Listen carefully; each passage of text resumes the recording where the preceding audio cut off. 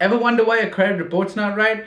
Want to know what you can do to fix it? Want to know what changes your credit report? I'm going to show you today what are the 5 things that affect your credit report and what you can do to change those. Right over here you see the little chart. This defines what exactly goes into each and every single credit report. You'll see over here that you see 10% takes up the new credit. That means anytime you ask for a hard inquiry, when you get that new credit card you applied for, when you go get a car loan, when you go get a mortgage on your house, all of these are hard inquiries. A lender, what they do, a hard inquiry, the lender is looking into your credit report to see what your payment history is. They want to see how good of a borrower you are before they lend you any kind of money.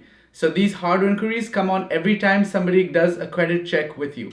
What you can do, however, to avoid some of these credit checks, tricks that I've used myself to improve my credit report. For example, when I want a new credit card, I have existing cards with American Express. So the first time I got an American Express card, yes, I got a credit check on there. The second time, yes. The third time, yes. But from the fourth card, what I did was I negotiated with American Express. I said, listen, I have 3 cards with you guys, all of them in good standing. I've been paying my cards. I've been paying them on time. Can I get another one without the credit inquiry? So I got an additional line of credit without getting a credit inquiry.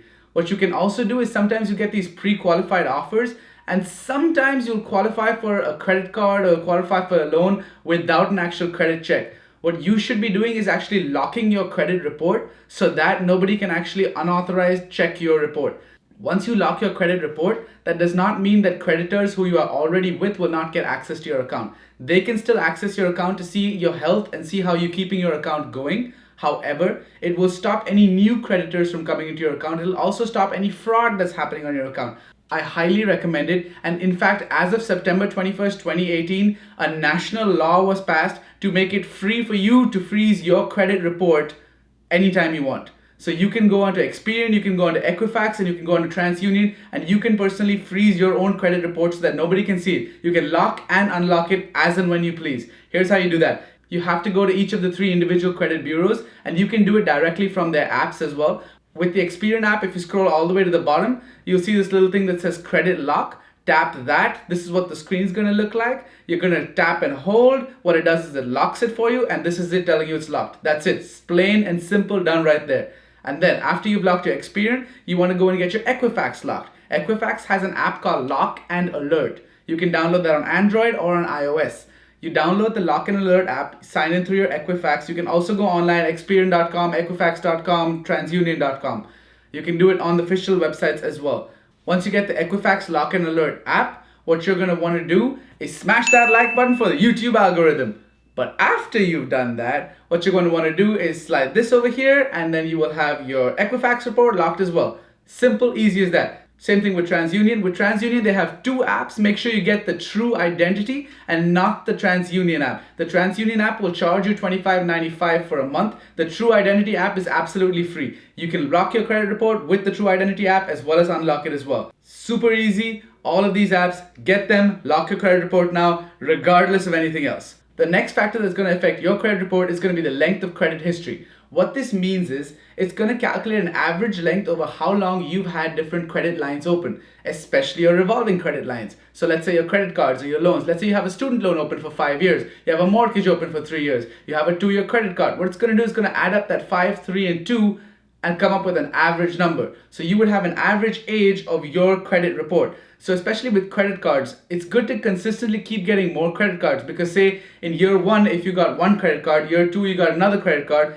Now you've got a card with 1 year and you've got a card with 2 years. You put them together, now you have an average age of 1.5 years.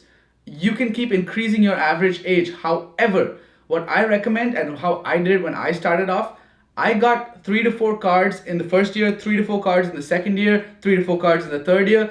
And temporarily, my credit report did not look that good. But I knew that going into it because I was not making any big purchases. This was when I was 20 years old, 21 years old. So I recommend starting it off as early as possible. But as I grew older, those hard inquiries dropped off my credit score. And what I was left with were these massive credit lines. As my utilization went down, my credit score started looking better. So another thing that you need is a credit mix.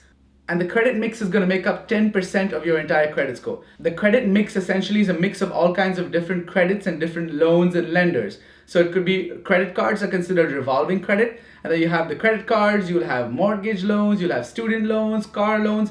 What lenders typically want to see is that you are responsible with different types of credit, not just with one kind of credit. It means no matter if it's a car loan, no matter if it's a house loan or a credit card loan, you're still on top of your payments every single time. That's what the lenders want to see. So give them what they want to see. Once you know what they want to see, you can show them what they want to see. So start getting small loans here, small loans there. Even if it means you go to your bank and take out a personal loan for $1,000 and pay it off, it's going to look very good, especially if you have very low interest on it. Now, if you're not a very good money manager, no, don't go get a personal loan. And again, everything I'm saying over here is only for entertainment. It is not financial advice. Please consult with your CPA.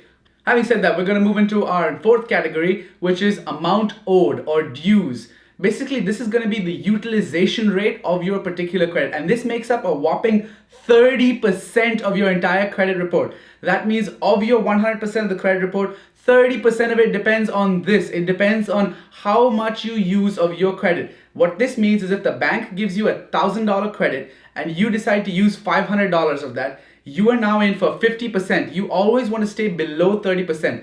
Creditors like it when they see your utilization below 30%. That means if you have $1,000 line of credit, you would only use $300 of it at the most. You should be paying off your credit card bill every month and collecting points on that. But in the event that you need to leave some balances on there, less than 30%. I like to keep less than 10% balances because that helps my credit report look even better. And obviously pay it off in full as often as you can. Now you may say that you have more charges to put on there than $500.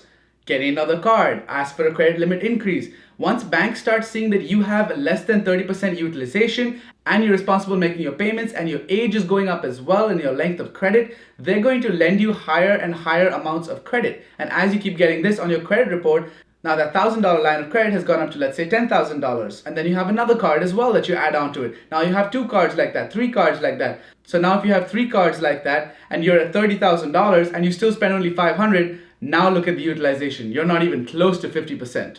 So by increasing your line of credit, but not increasing your expenditure, the biggest problem that most people have is controlling their expenses. And if you don't know how to manage a credit card, then do not go out there and get a credit card. Or get a credit card and chop it up and throw it away immediately. But you need to be able to manage your money as well. If you cannot manage your money, you're going to go broke with all these credit cards. This is what I do to manage my money and make sure that I'm never late on my payments. If 30% of your report makes up your utilization, what could be more important than that? That's a pretty big number, right? There's one thing that we have left out.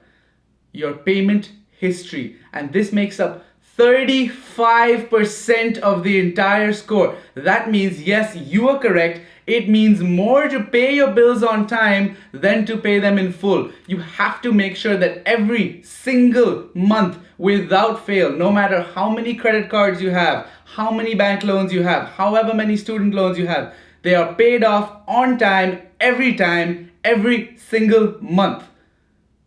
Every month.